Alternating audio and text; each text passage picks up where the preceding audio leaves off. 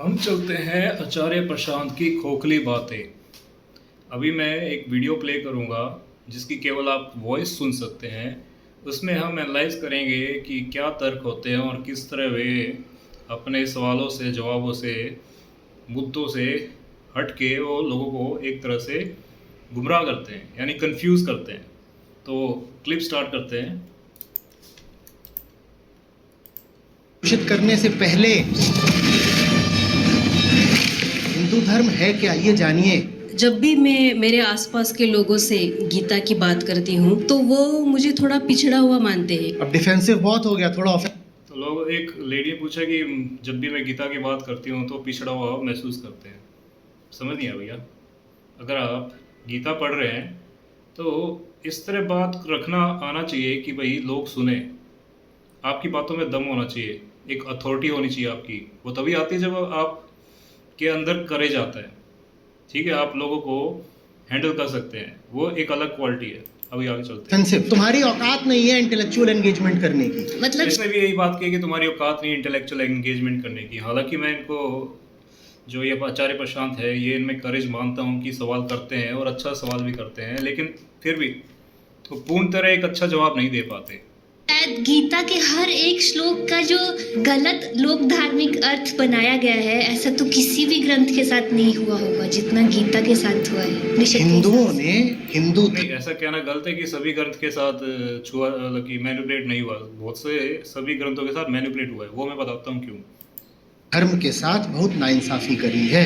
आज की जो पीढ़ी है, आज का जो युवा है, वो ना ही लोक धर्म को मानना चाहता है और ना ही गीता को मानना चाहता है। आज के लोग, मॉडर्निज्म का ज़माना है और उनके मन में बिठा दिया गया है कि भाई गीता धर्म जो है बेसिकली ह्यूमन राइट्स या फिर लेडीज़ के खिलाफ है, औरतों के खिलाफ है। तो आगे और जिसको सनातन धर्म कहते हैं, यदि वह वैदिक है और वेदों का शिखर है वेदांत, तो कौन है ये जो वेदांत को पिछड़ा हुआ कह रहा है? धार देखो वेदांत की, झेल नहीं पाओगे, तुम खुद नहीं झेल। चलो, इसने अभी वेदांत को सुप्रीमेसी बताई है कि वेदांत की धार नहीं झेल पाओगे। मैंने वेदांत पढ़ा हुआ है, कहीं ना कहीं मैंने इनकी वीडियोस देखी है यूट्यूब पे, जो कि अच्छा तर्क है। मतलब अष्टावक्र की गीता भी मैंने सुना है उनके बारे में। वो कुल मिला के खुद के एक्सपीरियंस का, वो अपने एक्सपीरियंस से कहते हैं तो बातें स्पष्ट कहते हैं। ये अपने एक्सपीरियंस से नहीं कहते, ये बातें उठा के कहते हैं। चलो जो भी है। झेल पाओगे। सती प्रथा, दहेज प्रथा, इनको हिंदू धर्म बोल रहे हो तो बिल्कुल पिछड़ा हुआ है। जाति प्रथा, भेदभाव, छुआछूत, इसको हिंदू धर्म बोल रहे हो तो बिल्कुल पिछड़ा हुआ है। पर मैं पूछ रहा हूं, ये सब हिंदू धर्म है ही कहां? आगे। नमस्ते आचार्य जी। मेरा नाम सीता है और मैं पुणे से ही हूँ। मैं पिछले 2.5 सालों से गीता सत्रों से जुड़ी हूँ और बाहरी और भीतरी बहुत बदलाव आए हैं। सच झूठ बोल रही, कोई बदलाव नहीं आता। अगर बदलाव आता तो बहुत कुछ। चलो। में मैंने बहुत ही व्यर्थ चीज़ों को, व्यर्थ विचारों को खोया है। व्यर्थ विचारों को खोया है, क्यों खोया है? तो मेरा आज का प्रश्न है कि जब भी मैं मेरे आसपास के लोगों से गीता की बात करती हूँ तो वो मुझे थोड़ा पिछड़ा हुआ मानते हैं और स्वयं को रैशनलिस्ट बोलते हैं और तर्क ये देते हैं कि हिंदू धर्म में जातिवाद है और सदियों से ये स्त्रियों के प्रति शोषण का माध्यम रहा है। धर्म जातिवाद है, क्या सच है? अधिकांश बहुत से धर्म में भी जातिवाद ही है, तुम ये डिनाई नहीं कर सकते। इस्लाम में भी काफ़ी सारे पंथ हो जाते हैं, है ना? सदियों से शोषण का माध्यम रहा है। नहीं, उससे पहले स्त्रियों की। हाँ, स्त्रियों के प्रति। तो प्रश्न चलो, है, सारे अर्थ। अब इनकी सीधी बात सुनते हैं। धर्म माने क्या? माने अर्थ। सारे अर्थ किसी के लिए होते हैं, वो कौन है? धर्म के सारे अर्थ किसके लिए होते हैं, बताओ? किसके लिए?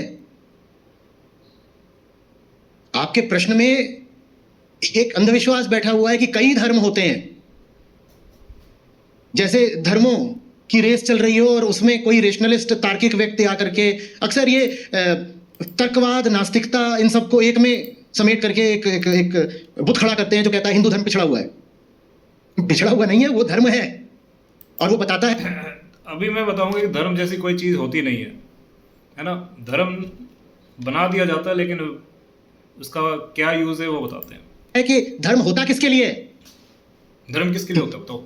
नहीं तो धर्म के नाम पर तो बस ये कह दिया जाता है कि धर्म वो चीज़ है जो इंसान को सच्चाई सिखाती है, धर्म वो चीज़ है जो इंसान को ऊपर वाले की आज्ञाओं का पालन करना सिखाती है। ठीक ठीक ठीक ठीक। पर यदि हिंदू धर्म का अर्थ है वेदांत, तो वेदांत वो है जो जीव। धर्म का अर्थ वेदांत तो किसी ने कहा नहीं है। वेदांत तो यार एक खोज है, एक इंसान की अपनी खोज है, अपनी समझ है, वो धर्म नहीं है। को जीव से रूबरू करवाता है, जो हमें आईना दिखाता है, अहंकार की सच्चाई बताता है, और वही धर्म है, उसके अलावा कुछ नहीं। बाकी सब कुछ दुनिया में कहीं हो रहा हो, किसी धर्म में, पंथ में, मजहब में हो रहा हो, भारत में हो रहा हो, चीन में हो रहा हो, अमेरिका में हो रहा हो, वो सब अंधविश्वास है। बस धर्म तो एक ही है। ये जो दुख में बैठा हुआ है, इसका दुख दूर करना, नहीं तो किसी धर्म की कोई जरूरत कहाँ है? जानवरों को कोई धर्म लगता है क्या? धर्म से दुख दर्द नहीं होते, ये कोई बात नहीं है। धर्म से दुख दर्द नहीं होता, मतलब कि दूर नहीं होता। और जानवर को आप बहुत धर्म बताने जाओगे, वो कहेगा भूसा दिखाओ पहले। आप उसे कहेंगे धर्मचर, माने धार्मिक आचरण कर, धर्मचर, तो वो बोलेगा भूसाचर। बाहर की दिशा निकलते हो, कहते हैं कि प्रकृति है, ये दुनिया है, मैं हूं तो मुझे किसी ने रचा होगा। वो शुरुआत ही एक अंधविश्वास से करते हो, कहते हैं मैं तो हूं तो मेरा कोई क्रिएटर होगा, मैं तो हूं तो मेरा कोई क्रिएटर होगा। वेदांत अपने आप में इकलौता है जो कहता है नहीं, मुझे इतना भी विश्वास नहीं करना। पहले तो वेदांत जिसकी भी सोच है वो अपना ओपिनियन रख सकता है। लेकिन अगर जिस धर्म की बात करें, सिख धर्म की, तो उसमें गुरु नानक जी ने कुछ कहा था, वो भी सच्चाई है। ये बताओ मैं भी हूं क्या? उन्होंने चलो आगे चलते हैं।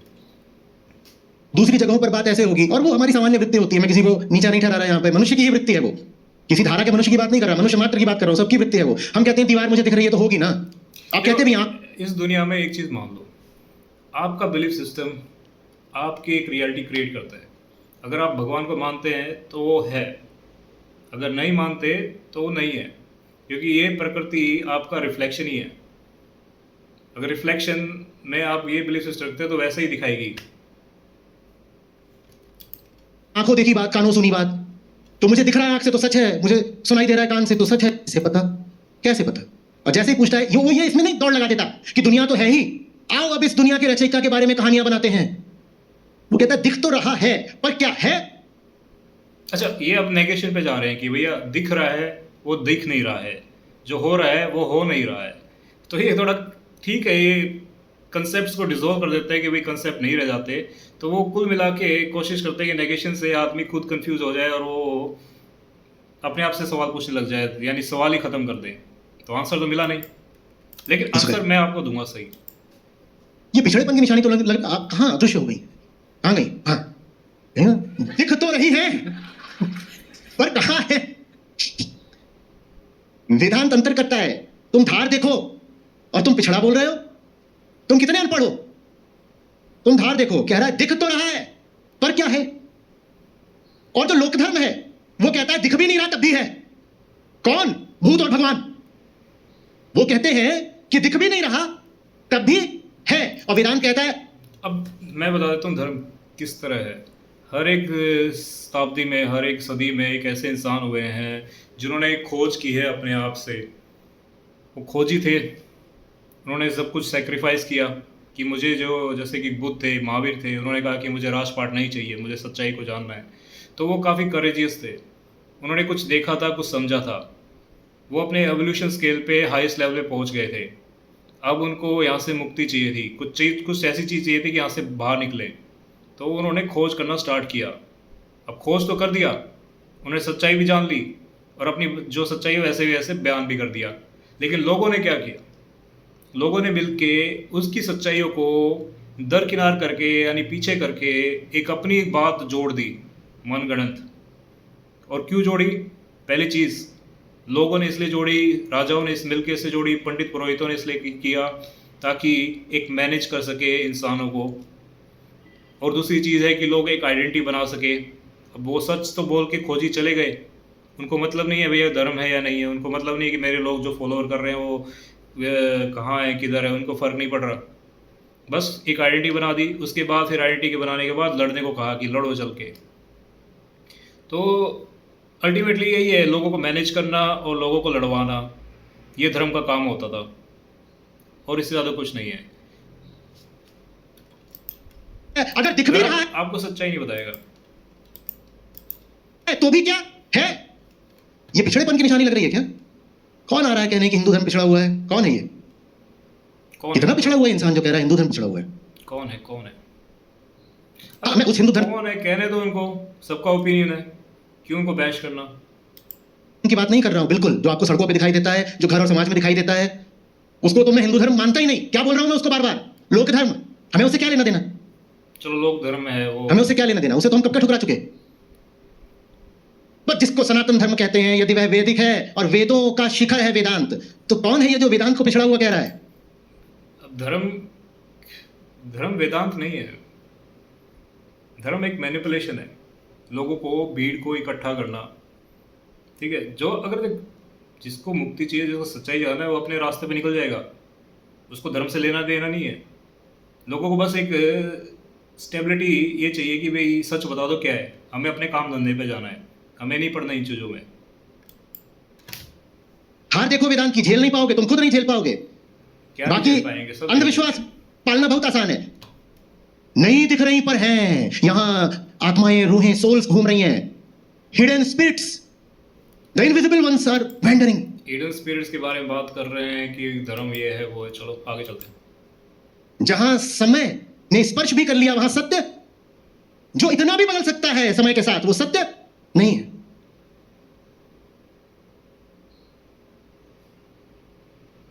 समस्या बस ये है, अब इसको मैं माया कहूं या जो हमारे सेज फिलोसोफर्स थे या फिलोसोफर सेज थे, दार्शनिक चिंतक, उनकी मासूमियत समझ में नहीं आता। कभी लगता है ये माया है, बस इंसान की संरचना में ही कोई कमी है। हम बने ही ऐसे हैं कि हमारे भीतर माया तो हिंदू धर्म का एक कंसेप्ट है और बुद्धिज्म का भी। बाकी और फिलोसफर ने माया को इतना माया नहीं कहा कि ये माया है। एक इनबिल्ट एरर होता है अहंकार नाम का। अभी चर्चा कर रहे थे थोड़ी देर पहले उसकी, कि इंसान पैदा ही होता है एक मैन्युफैक्चरिंग डिफेक्ट के साथ। क्या नाम है उसका? अहंकार। तो कभी लगता है इसको माया बोल दें और छोड़ो। यार ये इस मैन्युफैक्चरिंग डिफेक्ट कहना छोड़ दो। अहंकार मैन्युफैक्चरिंग डिफेक्ट नहीं है। ईगो और अहंकार मेंटेनेबल है। अहंकार तब बुरा हो जाता है जब किसी को दुख पहुंचाता है, किसी को अननेसेसरी तंग करता है। नहीं तो एक पॉजिटिव अहंकार है मुझे भी। मैं फालतू लोगों को एंटरटेन नहीं करता। अगर बकवास करते हैं तो मैं थोड़ा सा सुना भी देता हूँ। और कभी लगता है ये ना, मेरी पिछली वीडियो में आपने गेम थ्योरी के बारे में सुना है, यानी कि life is a game, this whole matrix thing is a game, we are just a character in within the game. I, ego, super ego all exist, outside the game they don't exist. तो इसलिए इनका ये concept जो बना रखे हैं, ego इनको drop करो या फिर डिसॉल्व करो, ये इमेजिनरी कंसेप्ट है, इससे कुछ नहीं हासिल होता। ऋषियों की मासूमियत समझना जरूरी है। इनर नोइंग आनी चाहिए कि भाई क्या है सच्चाई। उनको एक नॉलेज में और एक इनर नोइंग में फर्क है। इनर नोइंग फेथ है कि हाँ ये होता है, नॉलेज है कि तर्कों से उसको नेगेट कर सकते हैं। इतनी बड़ी बात पता चल गई कि उसके आगे उन्हें सब कुछ छोटा लगने लग गया। सत्य के आगे किसी चीज की क्या हस्ती हो सकती है? वो गुम से हो गए, गुम। सत्य के आगे किसकी हस्ती? सत्य के आगे किसकी हस्ती? सत्य कुछ फिक्स चीज नहीं है। हमेशा दो पावर की लड़ाई होती है, उनमें जो जीतता है वो सत्य फिक्स करता है। अगर इस्लाम और हिंदू में लड़ाई होती है तो इस्लाम जीतता है तो अपनी सच्चाई को सामने रखेगा, वो उसको हिंदू को तो नेगेट कर देगा।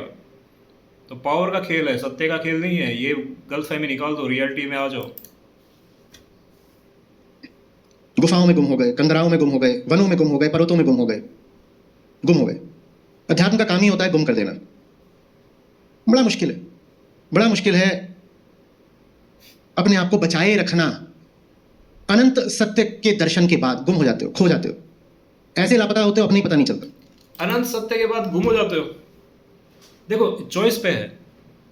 जिसको सत्य मिल गया वो वापस आके अपना काम, रूटीन वर्क कर सकता है। और जिसको सत्य, ये मत मानो कि सत्य मिलने के बाद तुम कहीं किसी उच्च लोक में चले जाओगे। तुम्हें आना पड़ेगा मोमेंट में ही। जो मोमेंट है ना, जिसमें तुम सोच रहे हो, खेल रहे हो, बात कर रहे हो, वही एक एक मोमेंट है। पास्ट फ्यूचर कुछ नहीं रहता, पास्ट फ्यूचर एक इमेजिनरी, जो मोमेंट में है अभी है।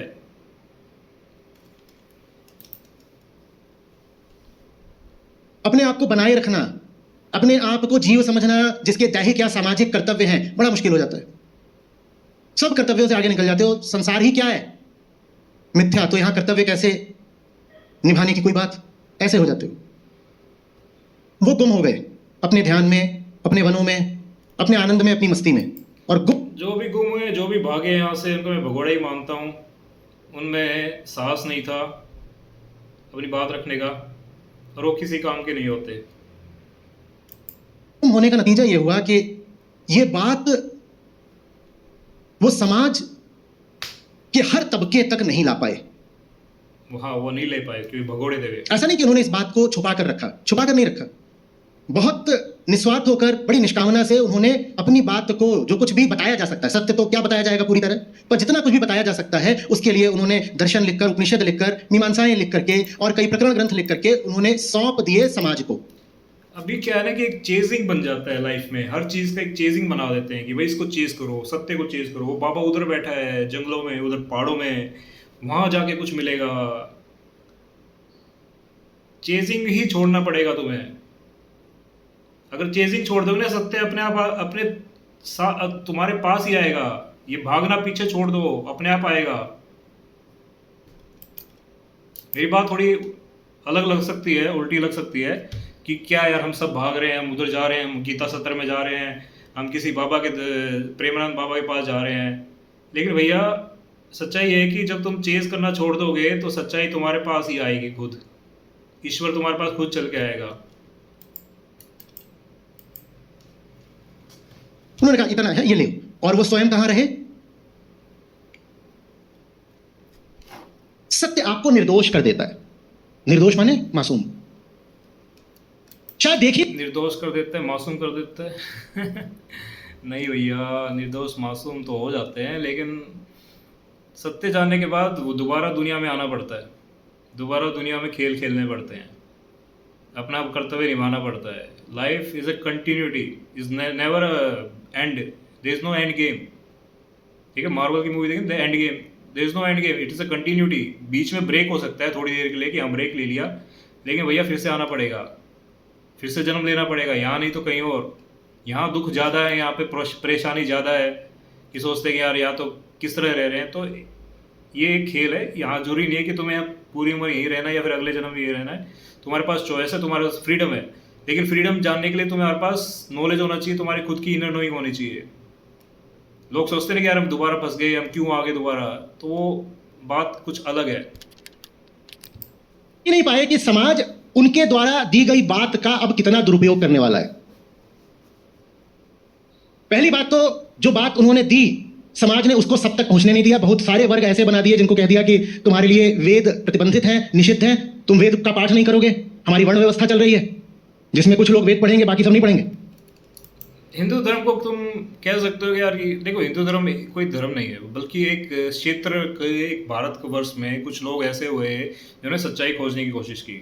उससे पहले महात्मा बुद्ध आए थे, महावीर आए थे, लेकिन हिंदू धर्म जब हिंदू आर्य आए तो उन्होंने इनको खदेड़ दिया था। उन्होंने अपने खुद के गॉड एस्टैब्लिश कर दिए थे, बहुत से बुद्ध मंदिर तोड़ के अपने भगवान बना दिए थे। यहाँ पे मैनिपुलेशन होता है। ऐसा नहीं कहता कि वह हिंदू धर्म में सच नहीं है, वहाँ पे भी सच है, वहाँ पे भी लोगों ने खोज की है। वेदांत, श्री आदि शंकराचार्य ने अद्वैत और नॉन ड्युअलिटी का कंसेप्ट दिया है ना, और अष्टावक्र ने भी बोला। तो यार सच्चाई के जानने वाले बहुत लोग थे, उन्होंने कभी फिलॉसफी नहीं झाड़ी, लेकिन सच्चाई को प्रेजेंट जरूर किया है। तो उसी से फिर धर्म बन गया। लेकिन लोग अभी लो आईक्यू होते हैं। अगर आप देखते हो 95% लोग लो आईक्यू होते हैं। उनको तो बस ये चाहिए कि अपनी भूख प्यास मिट जाए और ये जरूरत की चीज़ें हो जाए, बस, उससे ज़्यादा कुछ नहीं। देखो, माया में हर किसी को मुक्त नहीं किया जा सकता। अगर माया से सारे मुक्त हो गए तो माया क्या चलेगी? ये माया, वो ये मत समझो कि ये पनिशमेंट है। इस माया में तुम रह रहे हो, जाग रहे हो, तो ये एक तरह का स्ट्रगल है, एक तरह का चैलेंज है तुम्हारी चेतना को ऊपर उठाने का। और ये एक इंडिविजुअल लेवल पे स्ट्रगल है। ये मत सोचो कि तुमने अगर पा लिया तो सभी लोग भी तुम्हारे साथ चल पड़ेंगे, नहीं, उनको छोड़ दो। वो उनकी चॉइस है लाइफ में। भगवान ने सबको फ्री विल दे रखा है, तो अपने आप चूज करेंगे। आप केवल अपना ही भला कर सकते हैं, लोगों का भला नहीं कर सकते। जिन तक पहुंच भी रहे उनसे कह दिया वेद माने कर्मकांड, वेद माने दर्शन नहीं, वेद माने कर्मकांड। फिर जिन तक दर्शन भी पहुंच रहा है तो कहा अच्छा ये सब भाई उपनिषदों में है, अब आओ हम बताते हैं कि उपनिषदों की व्याख्या कैसे करनी है। और ऐसी ऐसी इनकी बातें तो खूब लंबी लंबी जाती है, 1 घंटे की वीडियो है। क्या कह रहे हैं कि बस लोगों को बैच करना होता है। ठीक है, लोग यार बहुत मीनिंगफुल अननेसेसरी चीज़ें लगा देते हैं, जोड़ देते हैं, लेकिन खोजी पे ही है, जो खोज करता है वो जान लेता है। उसके अंदर एक इंट्यूशन पावर आ जाती है कि ये झूठ बोल रहा है, ये बकवास कर रहा है। एक वो आ जाता है, सिंक्रोनिटी आ जाती है कि हाँ ये ज्ञान मेरे से मैच कर रहा है। क्योंकि पता है क्या, तुम्हारे अंदर सच्चाई है, सच्चाई पे बस एक धूल लगी हुई है तुम्हारे करप्शन की, माइंड करप्शन की। समझ रहे हो? तुम्हारे अंदर एक सच्चाई है एज इट इज, उसके ऊपर धूल लगी हुई है, उसके ऊपर लेयर चढ़े हुए हैं। तो जो कोई सामने आता है अगर वो झूठ बोलता है तो तुम्हें जज जाती है, लेकिन अगर जिसका लेयर हटा गया, जिसका जो इनोसेंट बन गया, जो सच के मतलब कि ऑनेस्ट है, उसको वो पता लग जाएगा कि हाँ कहाँ झूठ है कहाँ सच है। क्योंकि सच जो है रिफ्लेक्ट करेगा उसके साथ, उससे वो करेगा, फ्रीक्वेंसी मैच करेगा। उपनिषदों की कि उसमें से द्वैत निकाल दिया, उपनिषद में द्वैत निकाल दिया। इससे बड़ी माया क्या हो सकती है कि उपनिषदों का द्वैत। आगे चलते हैं। पहले बता तो दो हिंदू धर्म माने क्या, किसकी बात कर रहे हो? तमाम तरह के जो पिछड़े हुए अंधविश्वास हैं इनको हिंदू धर्म बोल रहे हो तो हाँ पिछड़ा हुआ है। सती प्रथा, दहेज प्रथा, इनको हिंदू धर्म बोल रहे हो तो बिल्कुल पिछड़ा हुआ है। जाति प्रथा, भेदभाव, छुआछूत, इसको हिंदू धर्म बोल रहे हो तो बिल्कुल पिछड़ा हुआ है। पर मैं पूछ रहा हूं ये सब हिंदू धर्म है ही कहां?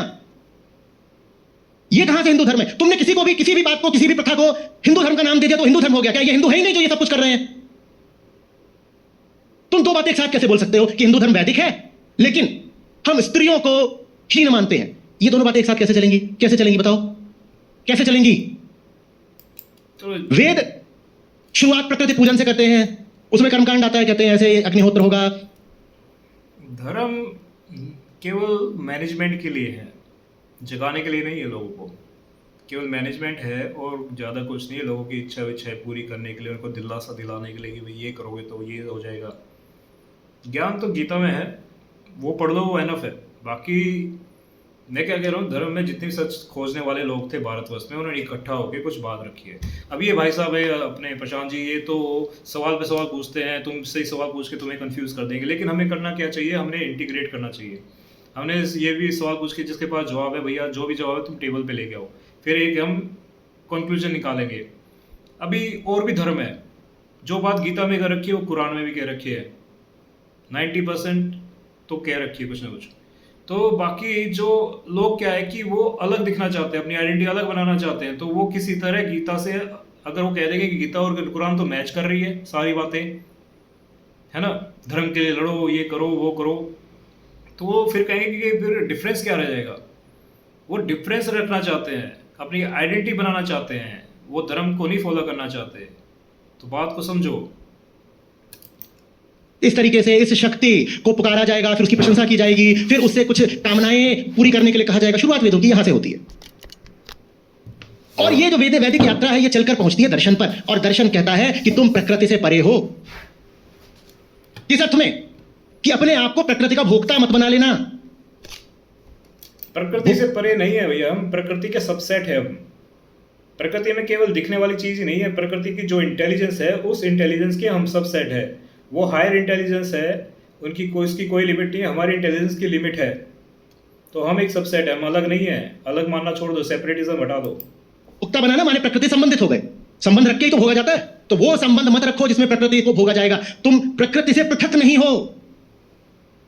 पृथक रखोगे तभी तो परायेपन का भी रिश्ता बनाओगे ना। वास्तव में परायेपन का रिश्ता बनाना भी अपनापन हो गया, नहीं समझे? मुझे किसी को भोगना है तो पहले मैं उसको अपना बनाऊंगा ना। बात समझ में आ रही है? तो मैं यही तो कहूंगा कि मैं और ये अलग अलग है, तभी तो। अगर मैं और ये एक हो जाए तो मैं इसको भोग सकता हूं क्या? ये बात ठीक है इनकी। वेदांत वहां पहुंचता है जहां वेदों ने आरंभ में जो कुछ कहा है उससे आयामगत ऊंचाई पाली, बिल्कुल अलग बात कह दी। क्या कह दिया? क्या कह दिया? जाओ मांडुक्य उपनिषद के पास, वो कहते न जन्म है न मृत्यु है, न उत्पत्ति है। उत्पत्ति शब्द है वहां, न उत्पत्ति है न नाश है। देखो लाइफ एक कंटिन्यूटी है। ब्रेक हो सकता है, उसको आप डेथ कह देते हैं, लेकिन कंटिन्यू रहता ही है। आप इस लोक में नहीं किसी और जगह जाएंगे। आपको ये मानना पड़ेगा कि ना कहीं उधर है, ना कहीं पीछे है, ना उस जगह पे, ना उस लोक में। आप जो जहाँ है वहाँ हमेशा रहेंगे। और प्रकृति में तो उत्पत्ति नाश ये सब चलिए। आप मानते कि आप लोकलाइज्ड है, आपका ये थोड़ा हायर बात हो जाएगी, ये समझ नहीं आएगा। चलो मैं फिर भी बता देता हूँ। आपको लगता है कि आपका किसी यूनिवर्स में किसी पॉइंट में लोकेशन है, आपका ये पॉइंट है, ये आपका लोकेशन हो गया, राइट? लेकिन आत्मा का कोई लोकेशन नहीं है। आत्मा जहाँ है वहीं है, वहीं से दुनिया शुरू होती है, वहीं से दुनिया ख़त्म होती है। तुम्हें लगता है कि तुम उस जगह जा रहे हो, उस जगह में घूम रहे हो। और एक चीज़ और बता देता हूँ जो आज तक किसी ने बताई। हमारे में हम कहते हैं कि आत्मा हमारे में है, हमारे शरीर में आत्मा है। ये गलत है, सरासर गलत। हम आत्मा के अंदर है भैया, आत्मा के अंदर है हम। एक फील्ड है आत्मा, उस फील्ड के अंदर हम है। उस फील्ड को आप ये समझिए कि एक गोलाई में फील्ड है। उस फील्ड का फोकल पॉइंट क्या है? जब फील्ड का जैसे एक स्पेयर है, एक आपने देखा हुआ कि कोई बॉल है, उसके अंदर लाइट डिस्चार्ज करी तो अंदर एक सेंटर में एक बनता है कि हाई इंटेंसिटी वाली एक लाइट, तो वो हम है, फोकल पॉइंट में हम है। लेकिन एक फील्ड है और फील्ड में काफ़ी सारी पॉसिबिलिटीज़ है। तो अभी मैं यही ख़त्म करता हूँ, ज़्यादा लंबा हो जाएगा। फिर मैं लाइव आया करूँगा, उसमें समझाया करूँगा। तो लाइक और सब्सक्राइब जरूर कर देना। धन्यवाद।